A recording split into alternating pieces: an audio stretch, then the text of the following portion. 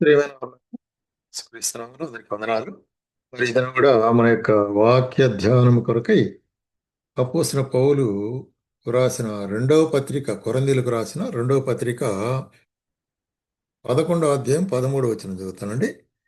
11వ అధ్యాయం 13. ఏలైనగా అట్టివారు క్రీస్తు యొక్క అపోస్తలుల వేషం ధరించుకున్న వారై ఉండి దొంగ అపోస్తలులను మోసగాండ్రునగు పనివారునై ఉన్నారు. ఇక్కడ అపోస్తలుడైన పౌలు మరి కొరింథీలో ఉన్న విశ్వాసులు రాసే కార్యం ఏంటంటే ఇక్కడ 12వ వచనం, అతిశయ కారణము వెదకువారు ఏ విషయములో అతిశయించున్నారో ఆ విషయములో వారును మావలే ఉన్నారని కనబడు నిమిత్తము వారికి కారణము దొరకకుండా కొట్టివేయుటకు నేను చేయుచున్న ప్రకారమే ఇక ముందును చేదును. ఎలైనగా అట్టివారు ఎట్టివారు అతిశయ కారణం వెదుకువారు. మరి ఎటువంటి వారు అంటున్నారంటే మరి వేషధారణ కూడిన వారు ఉంటున్నారు. అపోస్తల వేషం ధరించుకొని క్రీస్తు యొక్క అపోస్తల వేషం. ఉమ్, మరి చూసినట్టయితే మరి పరిచారకులు, అబద్ధ ప్రవక్తలు అనేటువంటి కార్యాన్ని మరి ఈ దినాల్లో ఎంతో ప్రబలముగా ఉంటుంది. అయితే వీటిని గురించి పరిశుద్ధాత్మ దేవుడు మనల్ని ఎప్పుడో హెచ్చరించినాడు. యేసు ప్రభువే హెచ్చరిస్తుంటున్నాడు. యేసు ప్రభువే మరి ఈ మత్తయి సువార్త 7వ అధ్యాయంలో ఏమంటాడంటే, మత్తయి సువార్త 7వ అధ్యాయము మరి 15వ వచనంలో ఏం చెప్తున్నాడు ఇక్కడ, అబద్ధ ప్రవక్తలను గూర్చి జాగ్రత్త పడి వారు గొర్రెల చర్మము వేసుకుని మీ యొద్దకు ఒత్తురు గాని లోపల వారు క్రూరమైన తోడేళ్ళు. ఎంత మరి క్లియర్గా ఇక్కడ చెప్తున్నాడు, పోలికతో చెప్తున్నాడు. అబద్ధ ప్రవక్తలైనటువంటి వారి గురించి జాగ్రత్తగా ఉండండి అని తన శిష్యులతో, తన యొక్క మరి దేవుని రాజ్య స్వార్థ నమ్మిన వారితో చెప్తున్నాడు. ఇక్కడ ఏమంటాడు, వారు గొర్రె చర్మం వేసుకుని గొర్రెలు అంటే ఎంతో ఇన్నసెంట్, అంటే మరి ఏ విధమైన మరి బలహీనత కలిగినవిగా ఉంటున్నవి, అమాయకంగా ఉండేటివిగా ఉంటున్నాయి. అది చెప్పాలంటే అయితే తోడేలు క్రూరమైనవి ఇది. కాబట్టి వాళ్ళు బయటికేమో గొర్రెల మాదిరి కనిపిస్తాడు, లోపల క్రూరమైన, అంటే వారి యోచనలు, వారి కార్యములు క్రూరంగా ఉంటుంది. అటువంటి యొక్క అబద్ధ బోధకుల గురించి జాగ్రత్తగా ఉండు, అబద్ధ ప్రవక్తల గురించి జాగ్రత్తగా ఉండు అని చెప్పుకుంటున్నాడు. మనకు కూడా ఇది అవసరం. అందుకొరకే అపోస్తలుడైన పౌలు కూడా గలతీలకు రాస్తూ ఏమంటాడంటే, మొదటి అధ్యాయంలో గలతీలకు మొదటి అధ్యాయము మనం చూస్తుంటున్నాం చూడండి. 7వ వచనం నుంచి. గలతీలకు మొదటి అధ్యాయం 7వ. క్రీస్తు కృపను బట్టి మిమ్మల్ని పిలిచిన వారిని విడిచి భిన్నమైన సువార్త తట్టు మీరింత త్వరగా తిరిగిపోటు చూడగా నాకు ఆశ్చర్యం కలుగుతున్నది. ఇక్కడ గలతిలో ఉండే విశ్వాసిన వారు యేసుక్రీస్తు యొక్క సువార్తను విని పౌలు చెప్పినప్పుడు సంతోషంతో అంగీకరించినారు. అయితే కొంతకాలానికి మళ్ళీ వెనకజారిపోతూ ఉంటున్నారు. ఎందుకో కారణం అంటే పలు విధమైన మరి బోధలు అక్కడ వచ్చినాయి. మరి ఒకడు చూడి, అది మరి ఒక సువార్త కాదు కానీ క్రీస్తు సువార్తను చెరపగోరి మిమ్మును కలవరపరుచున్నవారు కొందరున్నారు. అది అవును, క్రీస్తు సువార్తే, క్రీస్తు సువార్తను చెరపగోరు వారు.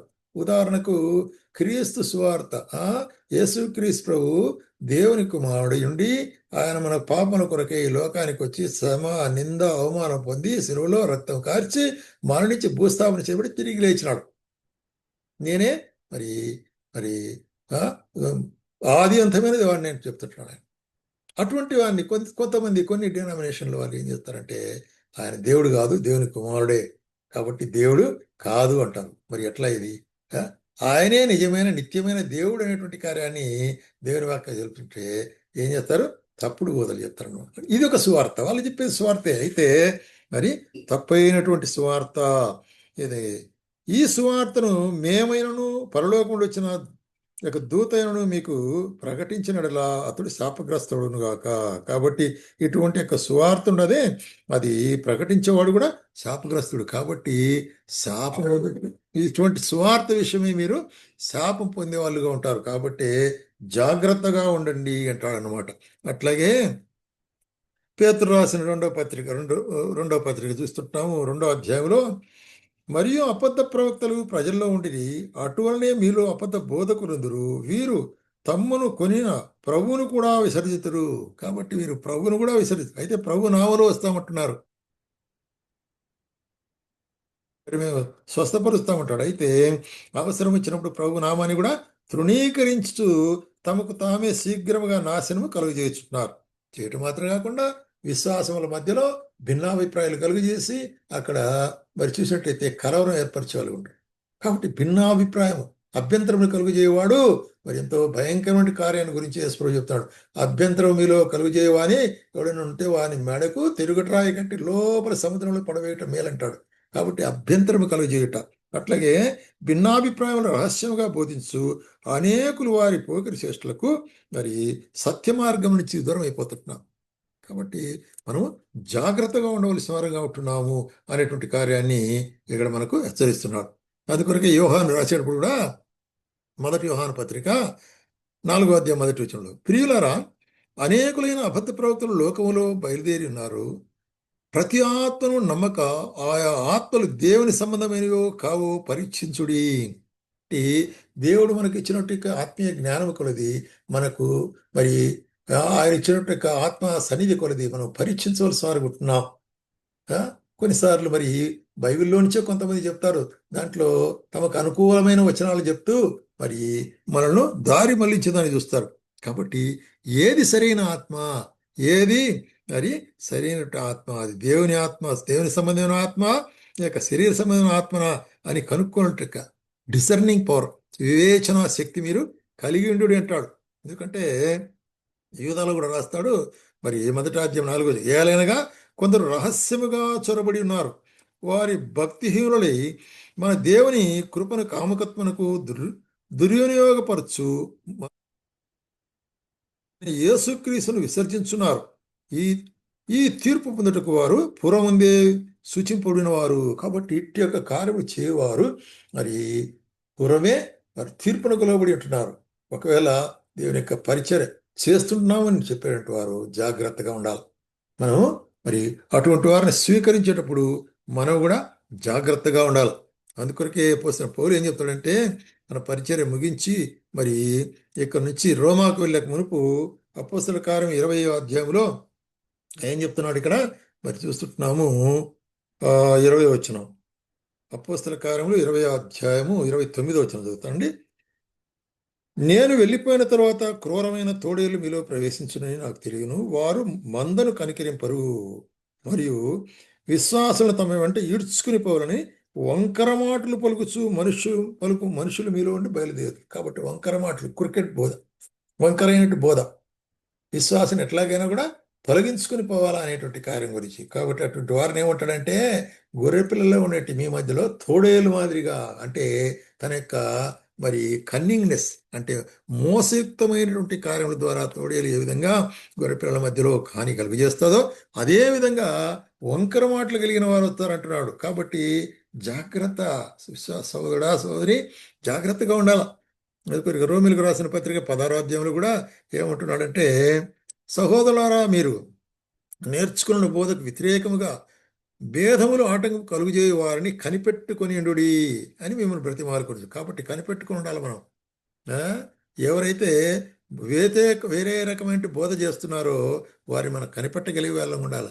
అప్పుడే అట్లా లేకపోతే కనుక చెప్పే ప్రతి బోధకు మనం వెంబడి పోతా ఉంటే మనం ఎట్లా ఉంటామంటే ఏమి ఎరుగుంటే చిన్నపిల్లల వల్ల ఆత్మీయంగా ఉంటాం, మనం ఈడుపడతాము, మనము మరి నాశనానికి పోయేటువంటి ఉంటాం. అయితే మనకు వివేకం ఇచ్చినట్టు వివేకం ఆత్మను మనం ఉపయోగించి మనం ఏం చేయాలంట, మరి కనిపెట్టుకుని ఉండాలంటున్నాడు అనమాట. కనిపెట్టుకుని మేము బతిమాలు కొనుచున్నాను, అట్టివారు మన ప్రభువైన క్రీస్తులకు కాక కడుపు దాసులైంటున్నారు.